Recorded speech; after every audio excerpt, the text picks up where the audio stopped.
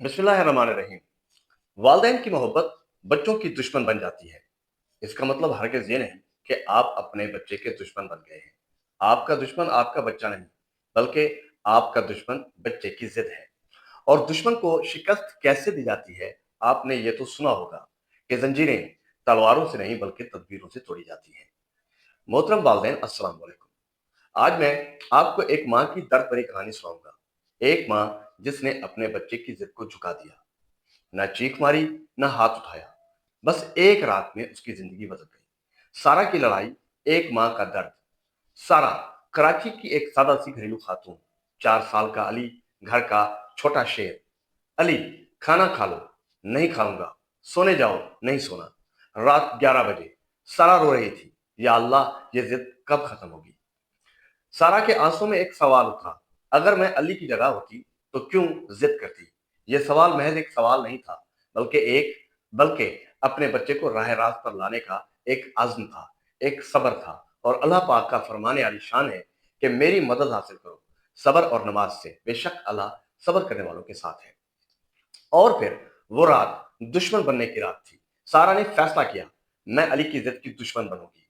अगली सुबह उन्होंने जासूसी शुरू की। सुबह 8 बजे जिद भूख है, शाम 6 बजे जिद तवज्जो की कमी है, रात 9 बजे जिद नींद और थकावट। सारा ने सोचा, अली को कार्टून क्यों पसंद है। जवाब में, खाना बोरिंग लगता है।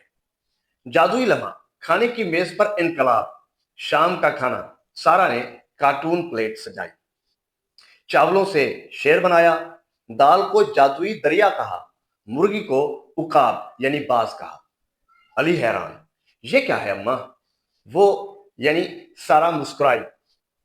खजाने की तलाश, पहले शेर खाओ।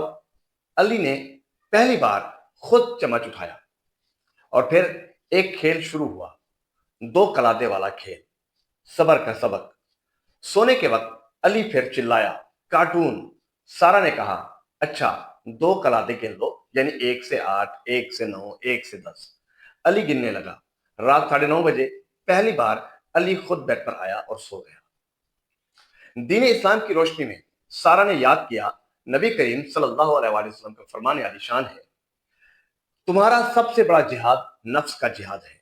अली का नफ्स उसकी जिद, सारा का नफ्स गुस्सा और बेसब्री। हर नमाज के बाद सारा दुआ करती, ऐ अल्लाह, मेरे बेटे के नफ्स को पाक कर और मुझे सब्र अता फरमा। और इसी तरह से 30 दिन बाद मुआवजा हुआ। सारा की डायरी से 7वें दिन अली 50% खुद खाना खाता और 15वें दिन खुद बेड पर आ जाता। और 30वें दिन, अम्मा आज क्या खेल खेलें। अली अब घर का हीरो बन गया। सारा अब सुकून से मुस्कुराती हैं। और इसी तरह से आपका 5 दिन का चैलेंज भी है। प्यारे वालदेन, सारा की तरह आप भी कर सकते हैं। 1 से 2 दिन जासूसी, मेरा बच्चा कब जिद करता है। तीसरे दिन इख्तियार दो, लाल या नीली। और इसी तरह से चौथे दिन का खेल बनाओ, खाना खजाना। और 15वें दिन सबर की दुआ, ऐ अल्लाह, हम दोनों के नफ्स को पाक कर। दिल की गहराई से गुजारिश। सारा ने सीखा, दुश्मन से लड़ना नहीं, दुश्मन को समझना है।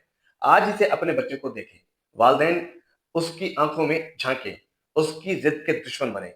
याद रखें, जो माँ बाप बच्चे के नफ्स को जिताते हैं वही अल्लाह के महबूब बनते हैं।